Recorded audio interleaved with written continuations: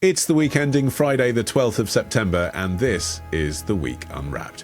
In the past 7 days, we've seen the assassination of right-wing activist Charlie Kirk, international condemnation following Israel's targeting of Hamas in Qatar, and Gary Lineker winning Best TV Presenter at the National TV Awards, breaking Anton Deck's 23-year winning streak. You can read all you need to know about everything that matters in The Week magazine, but we're here to bring you some stories that passed under the radar this week. Big news, not making headlines right now, but with repercussions for all our lives.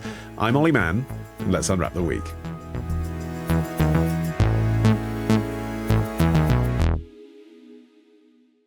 And joining me today from the week's digital team, it's Jamie, Timson and Harriet Marsden, nearly the full set, but sitting in for Felicity this week. It is my co-host from Today in History with the Retrospectors, Rebecca Messina. Folks, there was also the small matter of a government reshuffle this week, and hot off the press, we're due a new American ambassador as well at the time of recording. If you were all putting yourself forward for a cabinet position, what would take your fancy? I've got to say Foreign Secretary. I genuinely think I would offend fewer people than Boris Johnson did in that role. I've seen your suit game as well, and I think you could bring some real power to those photo shoots, which is half the battle. Thank you. Jamie, you've served in the government in a way. Yes, I definitely wouldn't choose Transport Secretary, that's for sure.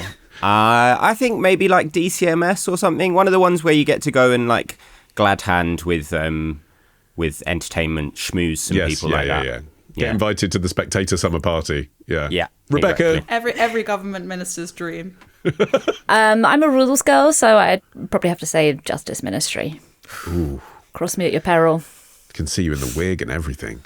Rebecca, okay, you're up first. What do you think this week should be remembered for? This was the week a ghost of the past came back to haunt the US military.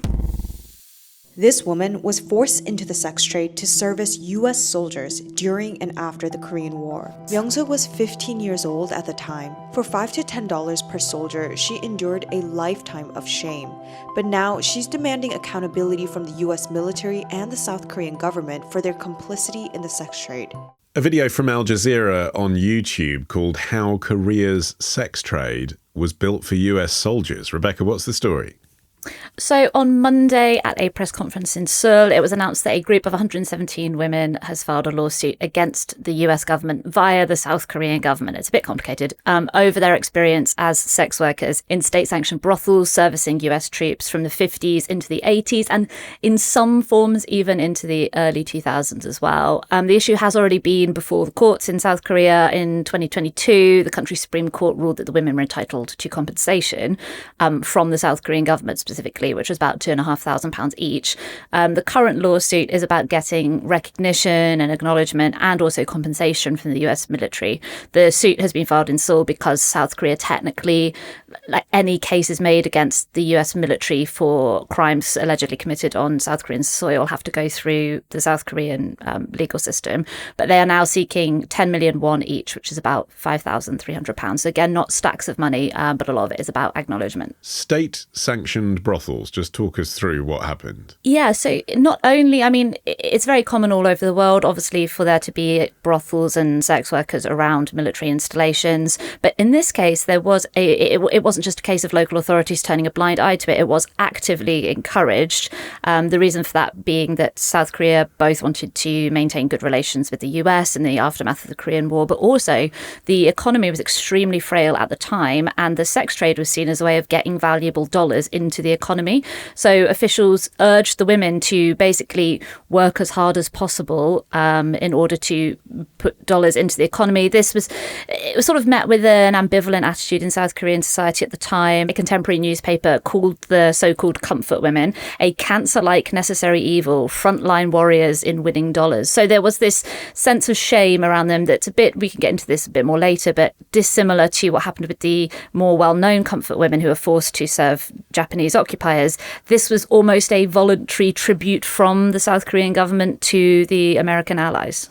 And when you say dollars into the economy, So they were paid for their sex work, but they didn't spend it themselves, or they did, and that's how it got into the economy, or it was taken from them? So it was taken from them and it went to their pimps. It wasn't passed back directly to the government, but obviously the pimps were then spending the money in the economy, and so the dollars were going into circulation that way. The women themselves received very little, and in many cases nothing, and they had basically no control over their lives. Some of them were coerced or tricked into brothels in the first place. Some of them had been hired as barmaids in nightclubs. Some of them were just literally abducted off the street. Many of them were teenagers, and even those who did enter willingly say they had no control over, they were forced to work long hours, they were subjected to abuse and violence from their clients, and they were forced to undergo, as was mentioned in the video, these very invasive STD testing and treatment programs without consent, which involved basically they would be inspected, including by US military authorities. We can talk more about this, but the US was actively participating in this.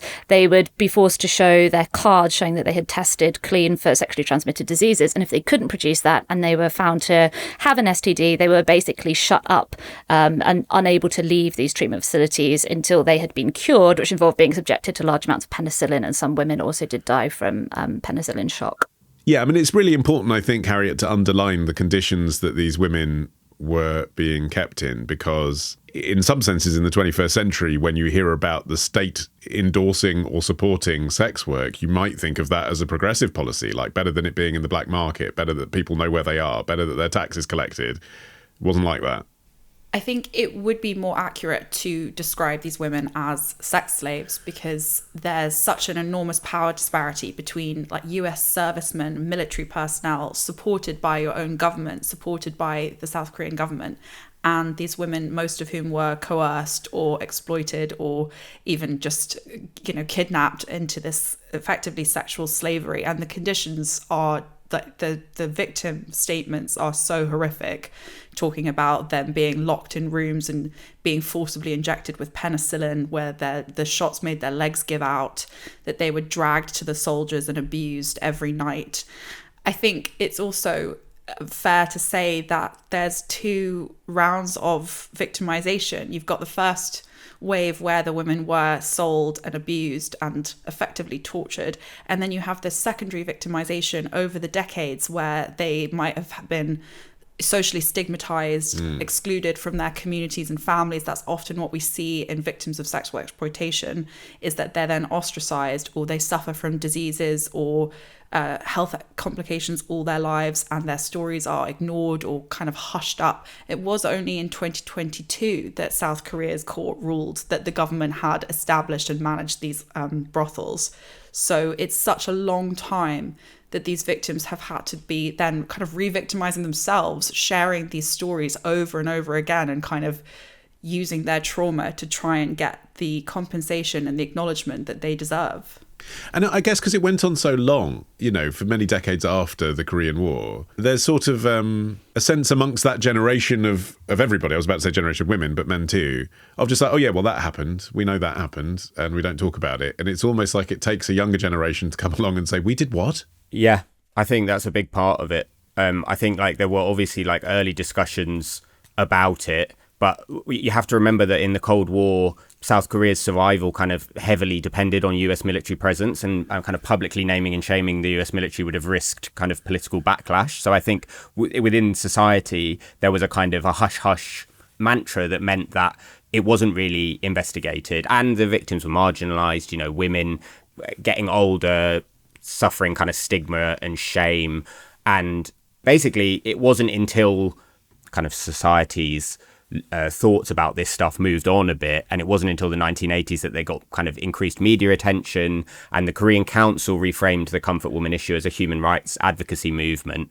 I mean, it's partially also the movement, it seems, from what I've read, was about educating the public as much as restoring the dignity of the victims, was basically explaining to younger generations of South Koreans exactly what these crimes that happened occurred, and how it was kind of accepted by the government. Yeah, and I guess, Rebecca, as well, that's a shift too, isn't it, in terms of who's broken the law.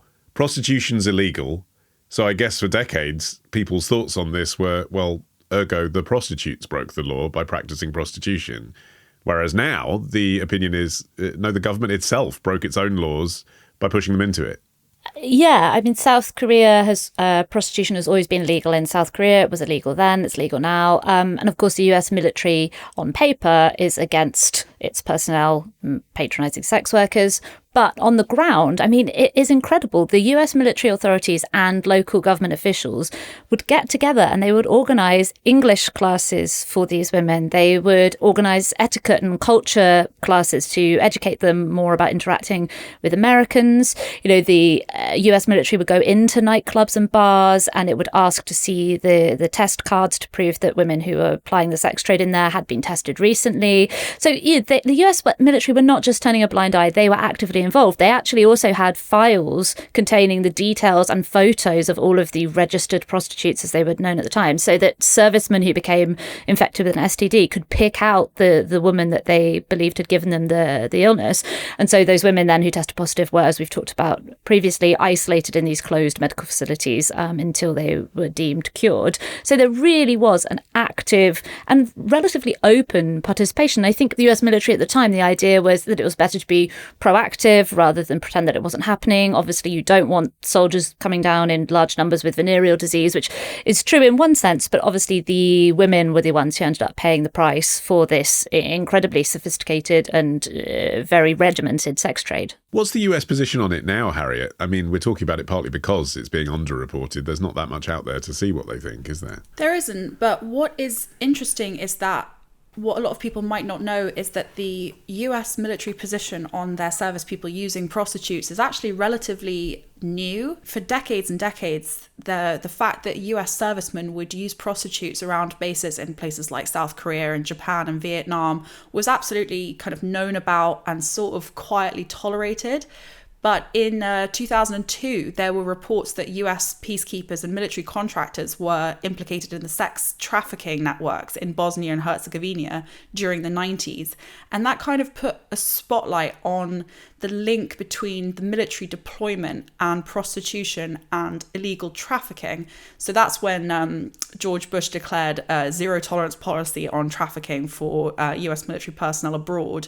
And then came the rule in 2006, which banned US service members from soliciting or using prostitutes in places where they were deployed, even if it was legal in the countries where they were. But the only reason that happened really was that they stopped framing it as an issue around use of sex workers and sort of framed it as like a national security issue, basically not wanting their service members implicated in these trafficking rings. So we shouldn't make the mistake of talking about this as if it's something that is confined to the past. The US still stations nearly 30,000 troops in South Korea to help protect it from North Korea, and stations troops all over the world and military contractors, as does the UK. And service members are often implicated in the use of prostitutes and in sexual assault, like significantly more so than the civilian population. And also, I mean, the British Army, an investigation last month found some soldiers stationed at a controversial base in Kenya continued to use sex workers despite being banned from doing so.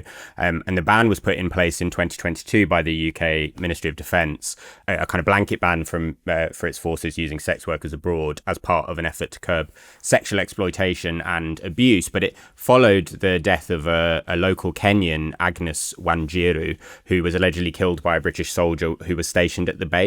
This is something that continues into the present day. Obviously, the investigation the information was released last month showed that soldiers are still using sex workers despite being banned. In that situation, you have to ask yourself, what legal protections exist for local people, especially women, in these days. And it won't surprise anyone to know that a lot of this stuff is obviously hushed up by the military. But how long can we continue to say that this is okay as we move further and further into, the 21st century? Well, I suppose one of the things that might help that, Jamie, is a verdict of some kind. What do you think justice would look like here? What do these women want?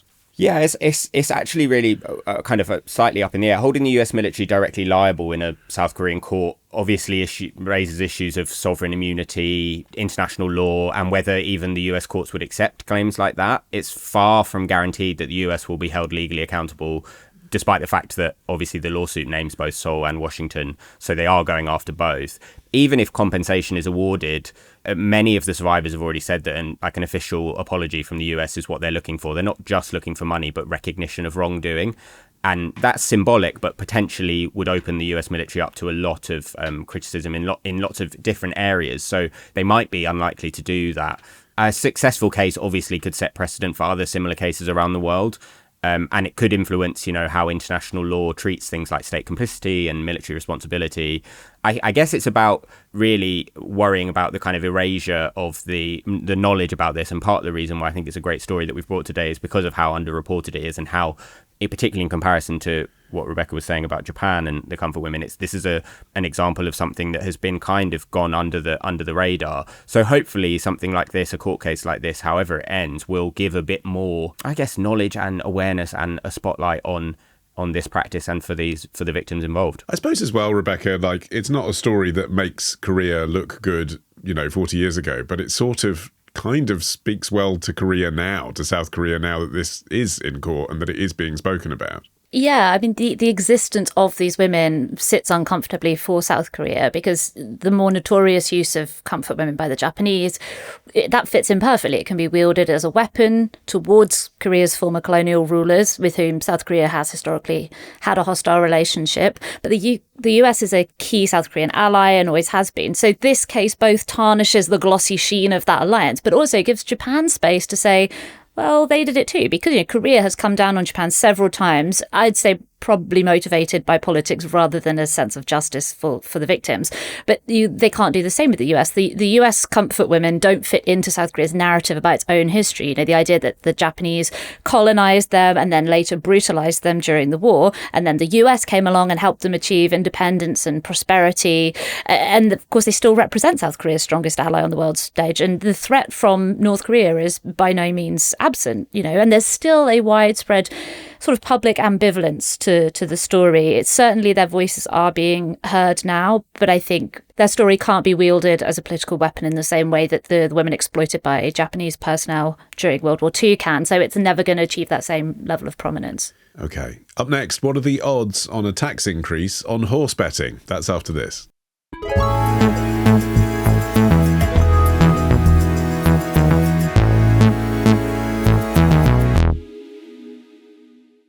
Jamie, your turn. What do you think this week should be remembered for? This week, all bets were off when it came to the GGs.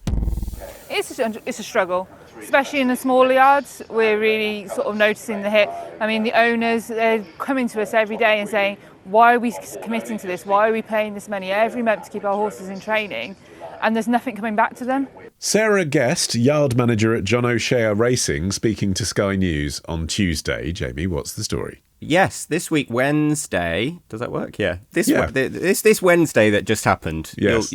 Everyone listening will remember. We know how the 7-day structure works. Yeah. Yeah. It was the Wednesday that you've just had. There was no British horse racing. Meetings at Carlisle, Kempton and Lingfield were cancelled, and as well as others around the country, as jockeys, trainers, racecourses and bookmakers united in protest at, well, it's actually, to be honest, it's basically just the fact that the Treasury are considering raising the tax on horse racing. This hasn't even happened yet, but they went on strike. It's the first time that British horse racing has ever gone on strike. There was some reportage about it, but it was a big deal, and I think does highlight quite how culturally important British horse racing is, given the effect that it had and the number of MPs that were asked about it. To explain, basically, at the moment, bets from horse racing, it's taxed at 15%, which is lower than other forms of gambling, which is roughly around 21%. The Treasury is considering, because as we know, we're at a time when the Treasury needs some money, is considering basically harmonising what it calls remote gambling duties. So all betting would be around 21%.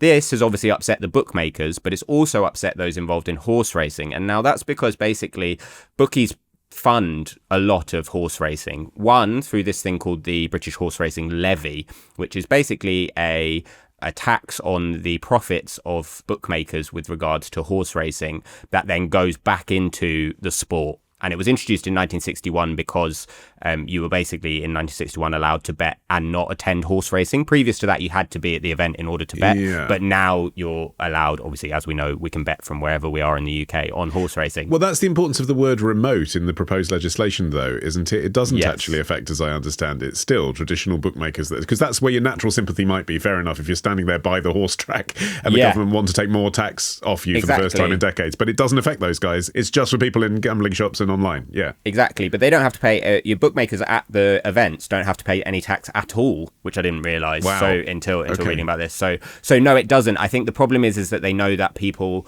are betting much more from at home, from the comfort of wherever, despite the fact that horse racing is actually the second most spectated sport in the UK after football.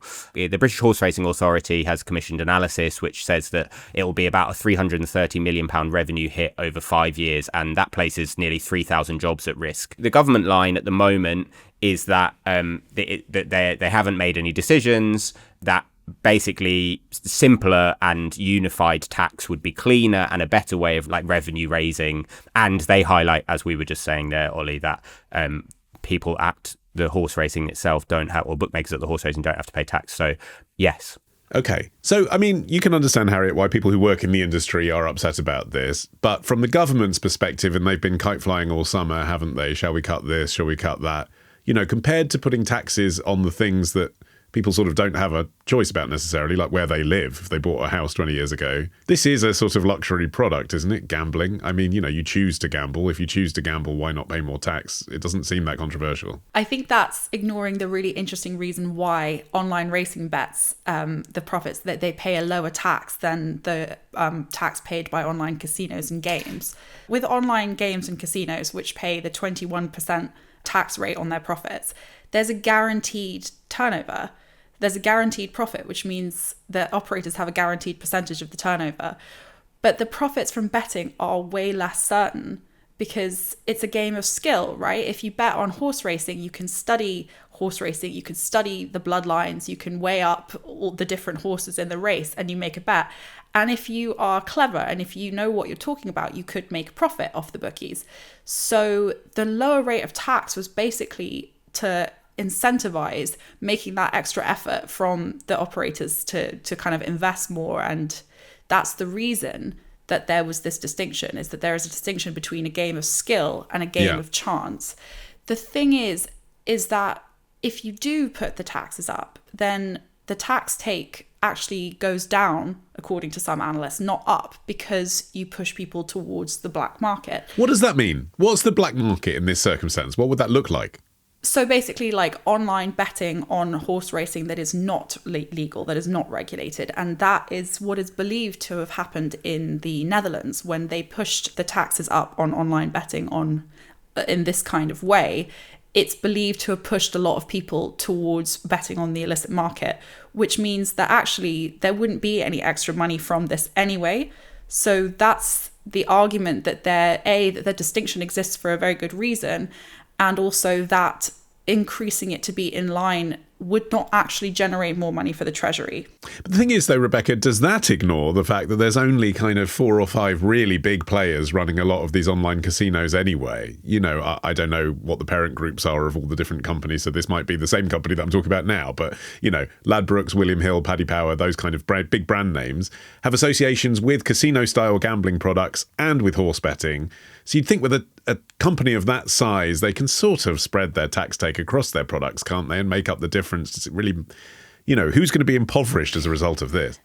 Yeah, the betting companies themselves aren't necessarily going to take a huge hit. That's why, actually, I don't know if you saw this, but what was really interesting is that the strike has been framed as the horse racing industry trying to protect bookmakers' revenue and, by extension, the sport itself. But the Betting and Gaming Council, which represents bookmakers, reacted to the strike with what I would describe as barely concealed fury for a public statement. They said that futile political gestures will only antagonise the government and frustrate punters. They also said that that the strike had been called without consultation with bookmakers themselves. And that's because this means so much more for the horse racing industry than it does for the bookies. I mean, we've been talking about how it will affect horse racing, but obviously if the levy is increased on betting on games of skill, that will affect all sports. But for most sports, this will be a relatively modest inconvenience. But horse racing and betting are just intrinsically linked in a way that, say, football betting isn't.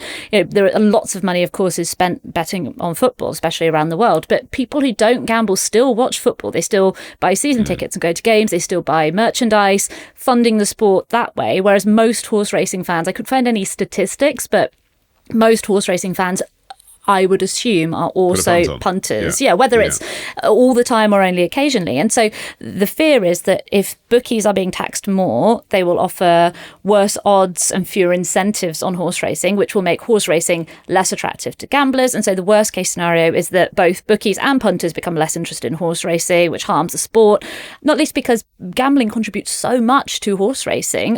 In the UK, bookmakers contributed £350 million to horse racing per year. In comparison, only 40 million for football.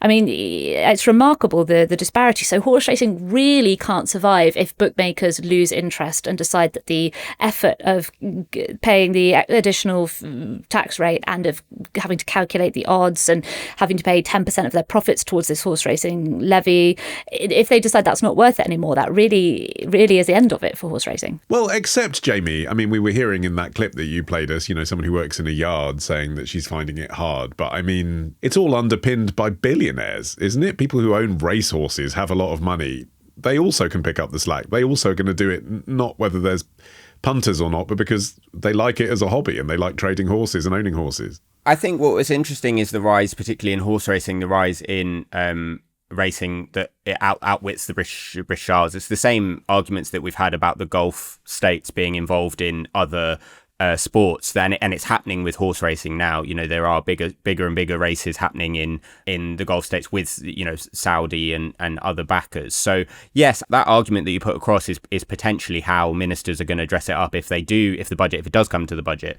I think that's a question as to who picks up the bill when it comes to horse racing and how that changes. I also think though that the story is a bit of a snapshot of a broader shift in kind of how we view gambling in the UK. But over the last decade, kind of successive governments have tightened rules around gambling, limits on gambling advertising. We've actually had conversations on this podcast before about sponsorship of football teams and actions for kind of online betting for under 18s. It seems like gambling is being kind of treated less and less as a harmless pastime and more as a kind of public health issue.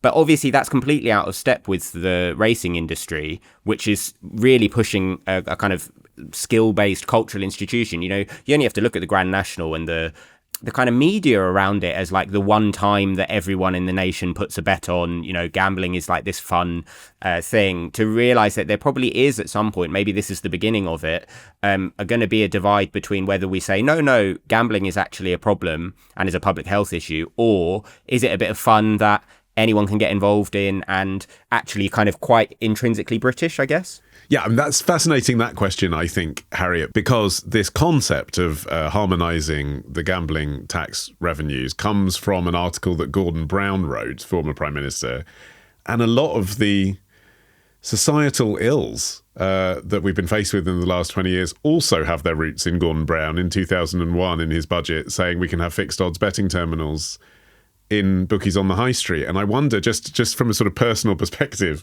whether this is actually his guilt speaking. He allowed people to behave like they were in a casino when they're on the high street.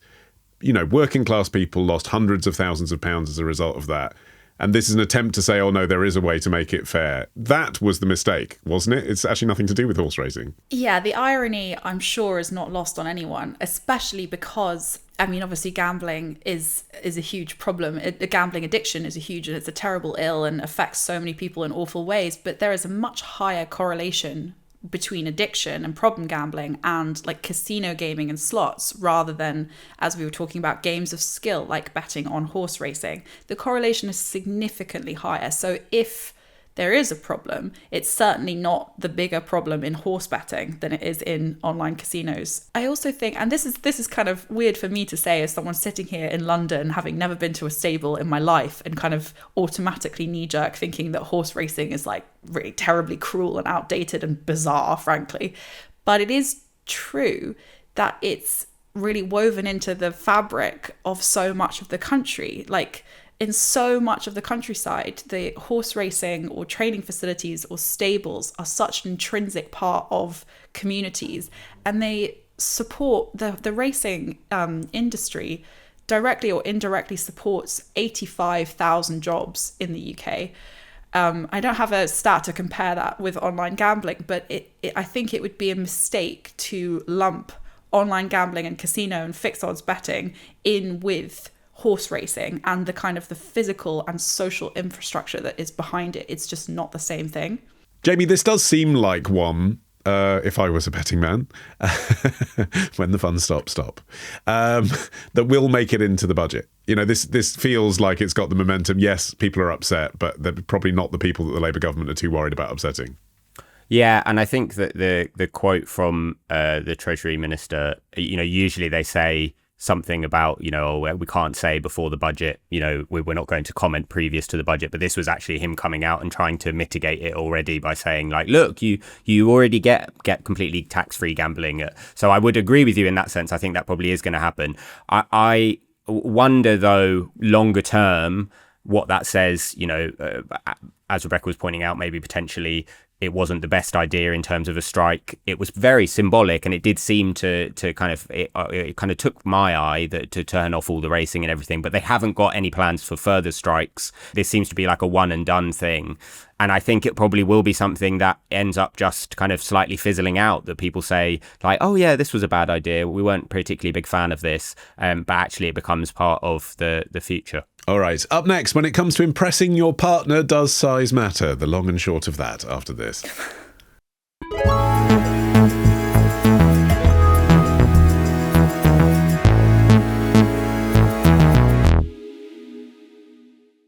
Harriet, you're finishing the show. What do you think this week should be remembered for? Are men getting a leg up?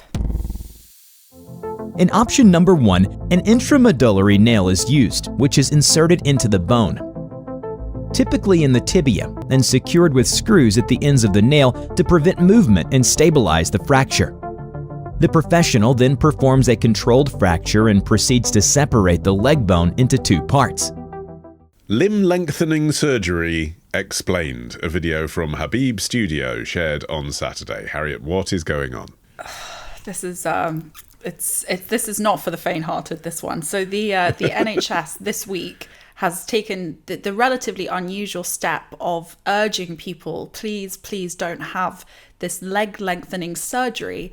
And the reason that they did that is because there's been this enormous wave of interest, and a growing number of particularly young men are getting this procedure to increase their height.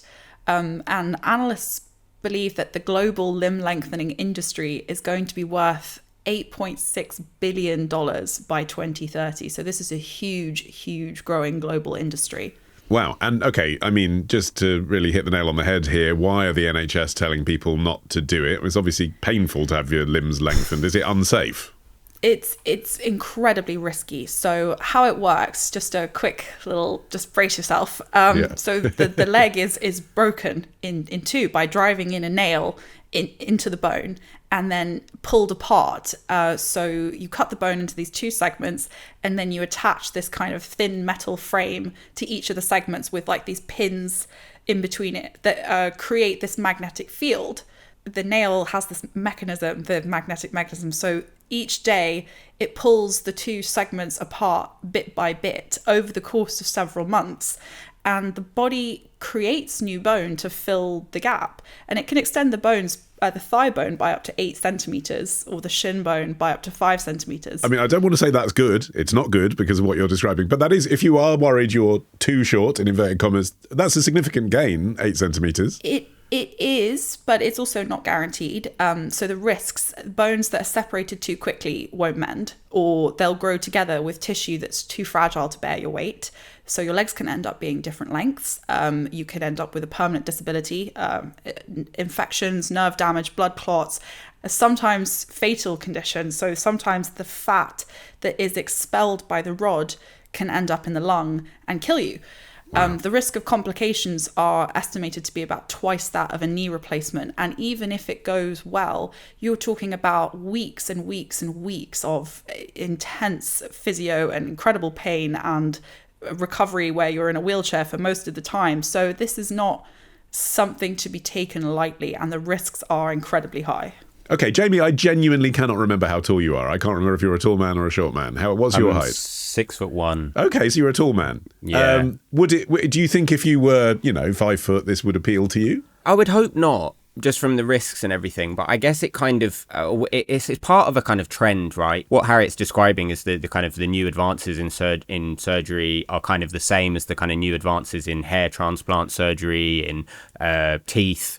All of these kind of cosmetic things that have basically made it the kind of surgeries like this more marketable. Yes. Whereas previously it was something that, people just couldn't even fathom, or if they could, it was too expensive. But with a hair transplant, you can say, I had hair, then I lost it. I'd like to get it back. I mean, with height, it's like you never had that height. You're not designed to have that height. And I guess that would be part of the thing, is that, like, how would the people around me react if I suddenly walked in 7 inches taller, than I was, like, the week before, or even, 2 weeks before? That to me is a mad thing. But there's obviously a culture, constantly on social media about the kind of issues with height. And I mean, I'm sure Harriet and Rebecca would be better placed as people who are looking for men, suitors, I would say, at some point in their lives, whether height played a big issue in their choices. But I know from chats with people in my life that, yes, height is an issue. And so I can see that issue then rearing its head, as it were, if you are short. But I would just point out that we've had loads of very successful short people in society. A lot of Rishi Sunak, Vladimir Putin, Nicolas Sarkozy. Yeah. These are all short, quote unquote, short kings, right? So Napoleon? It's not a Napoleon. It's not a, that sounds very patronising to all the short men out there, but it's not a life sentence for. Well, some people would argue that those guys are kind of overcompensated slightly. Maybe gone the wrong way. They're a diverse list. But, I mean, Rebecca, what Jamie's saying there is, this is men's problem, and as Harriet outlines, more men are seeking this procedure, but it's women's fault. It's your fault. You've created the issue by looking for tall men. Yeah, and I think I don't want to stress this point too heavily, but I think worth bearing in mind that primarily women through decades have subjected themselves to untold misery and physical danger in weight loss treatments.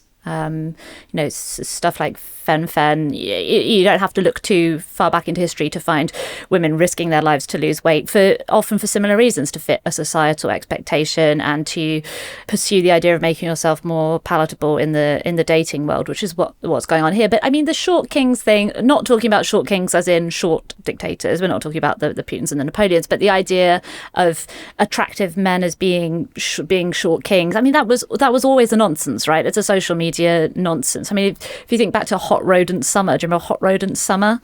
I've literally no idea what you're talking about. I remember Hot Rodent Summer. It was a great summer for me. It was a handful. It was basically this very brief attempt to suggest that some heartthrobs in the spotlight, your Jeremy Allen Whites, had ratty faces essentially, but were still attractive. But people, it's very similar to Short Kings. People don't actually like men with ratty faces as a class. It was about the fact that a handful of very attractive men had a slightly rodenty charm about them, and Short Kings is just that. It's about how hot men can be short rather than short men as a group being hot. So, and this is, yes, I'm certainly not going to say women are to blame, but it is obviously tied into the way that dating apps have turned dating into the equivalent of browsing Vinted for a specific lightly soiled Topshop jacket you already have in mind. The idea that you are like, Michelangelo filtering away all of the things you don't want until you have chiseled out the ideal date. The idea of pre-screening all your encounters to fit a physical, a list of criteria has never been the norm before. I mean, obviously there was online dating before there were apps, and obviously there were Lonely Hearts columns, etc. But people were not writing into Lonely Hearts columns with a list of physical requirements. So yeah, this idea that to get in the door of dating you have to pass these filters has changed things. Yeah, except they were saying, Harriet, tall, dark and handsome. That is a trope that's been going on for centuries. It is those three words every man knows. Yes, the thing that has changed, there's quite a few things that have changed specifically in the last 10 years. So firstly, there is the rise of social media and influencers. That has all kind of decreased the stigma around cosmetic procedures and around these sorts of things, like particularly influencers talking about hair transplants or cosmetic tweakments, that kind of thing. So growing normalization of that. There has also been a massive increase in demand because the pandemic, which shut down clinics and tourism, created this pent-up demand because people had more time and more visibility, like to kind of scrutinize the way they look and the way they felt terrible about themselves. Then there's the technological advances, so this magnetic nail that's being kind of driven into your leg. Also the fact that orthopedic surgeons are for the first time kind of getting in on the plastic surgery money, so they're competing for customers around the world, marketing themselves on social media and Google search. And then you've got dating apps, which have effectively made it algorithmically unlikely for a short man to find a match. Bumble claims that most of the women that use its app set their lower limit at 6 feet for men. That rules out 85% of men. Yeah. So there's all of these things that have come together in the past 10 years to create this perfect storm. And just in June, Tinder launched its height filter in a way that you cannot filter for weight, and you cannot filter for hair type, and you cannot filter for any other kind of physical attribute. Can you not? I've not used a dating thing. You can't filter for weight. Why not? I think that would open an enormous can of worms. I mean, can you imagine, considering how much shtick that Tinder got for their height filter? Imagine if they did. Also, I'm sorry, but like, most men don't need a weight filter. They just filter out women they don't think are thin enough anyway. So it's completely irrelevant. It's not consistent though, is it? I mean, you either should be able to filter for what you want or you shouldn't. I don't understand why you can't filter for exactly what you want if that's what you want. It was a very controversial decision by Tinder. But I think what's interesting is that according to this YouGov survey, more than half of people, men and women, say that dating apps should allow users to filter by height. It's the same number of men and women, about 56%, believe that dating apps should be allowed to do this. And that goes significantly higher among people that have used dating apps, which I think that's really interesting, that there is clearly a demand for it.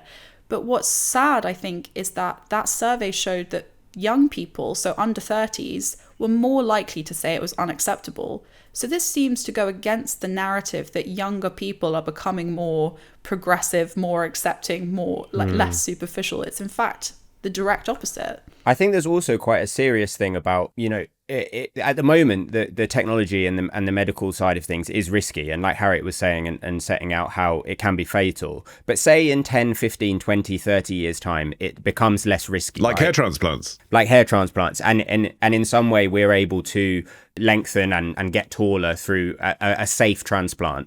It's quite similar to the conversation around Ozempic. What does it do to people who choose not to do that? What does it say about society that we then say to these people, look, here's an opportunity that you could be taller, but you've chosen not to be taller. So what does that say about you?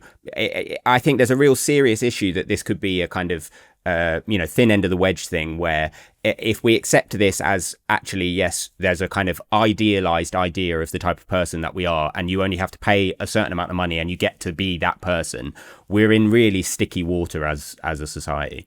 Yeah, and I think it's worth focusing on the fact as well that this is not new technology. This basic technique has been around since the 1950s. It was invented by a Soviet doctor called Gavril Elizarov, who built the first Elizarov apparatus using bike parts. He built it for clinical use to heal complex fractures that couldn't be healed through conventional means. It got its first high-profile success in 1968 when he used it on an Olympic high jumper who'd broken his shin bone and ankle in a motorcycling accident. And he'd had 20 unsuccessful surgeries before he was finally able to access this apparatus that reset his bones. And I think, it is a clinical device. And until very recently, the idea that a healthy person who had not been in a horrific accident would choose to use it voluntarily for cosmetic purposes, like somebody who sought that out would be seen as having a mental illness. And frankly, I think when you strip away all of the, the social madness behind this. I think, that's probably still the way we should see this. It's deeply, deeply unhealthy to voluntarily break your own bones. I mean, that's what's at the heart of it, right? Yes, but is that different, Harriet, to getting a nose job or getting a boob job or getting a penis extension, all these things we've lived with for 50 years? It's really difficult to say. I think what's unusual about this is that most of the procedures that we talk about, and we've spoken about on the podcast before, one of the riskiest is the Brazilian butt lift, the BBL, which is incredibly risky and one of the fastest growing cosmetic procedures, and boob jobs and everything from Botox and fillers and laser treatments that burn your face off right through to major surgery like this. It is all on the rise. It is all, and it's been turbocharged by social media and, like I said, the demand created by the pandemic. But what's unusual about this leg lengthening surgery is that it is young men. Like most of the cosmetic procedures and most of these incredibly invasive and frankly some of them horrific procedures are done by young women, thanks to the pressure that is put on women by society to look a certain way. But a recent study that came out in June showed that for the first time ever, young men in the UK now outspend women on tweakments like Botox, which is why people are starting to call it Brotox. So 23% of men between 18 and 34 had Botox or fillers or dental veneers. That was more than women in the same age group for the first time. So what I think that I want to use the story to highlight is not that it's necessarily anything different from all the horrific and risky procedures that women put themselves through, but that for the first time, young men are really starting to be put in the same position. It is the thin edge of the wedge. Like, you will get to a point in society where if you have a certain amount of money, and it is very expensive, it can be £50,000 in the UK, up to 240,000, but you can get it a lot cheaper in Turkey. But if all of these procedures become normalized, then you become the outlier if you don't get them. And the danger is that we start to normalize people paying a fortune to have their leg bones broken, or paying a fortune to have fat injected into their bums, or paying a fortune to have bits of them cut off or bits of them broken and risking sepsis and death. I think that broader picture of anxiety and pressure around the way that people look is a very dark one. Well, I can say if you're 6'2.5", you have to endure quite a lot of discomfort when you go to a fun fair, so just bear that in mind. My thanks to Jamie, Harriet and Rebecca for their contributions to this week's show. Remember, you can follow this show for free regardless of your height. You can get every episode as soon as it's released. Just search for The Week Unwrapped wherever you get your podcasts, including YouTube, where you can watch us as well. And you can get 6 free issues of The Week magazine if you take out a trial subscription at theweek.com/subscriptions. In the meantime, I've been Olly Mann. Our music is by Tom Morby, the producer, Ollie Peart, who's less than 6 foot at Rethink Audio. And until we meet again to Unwrap next week, bye-bye.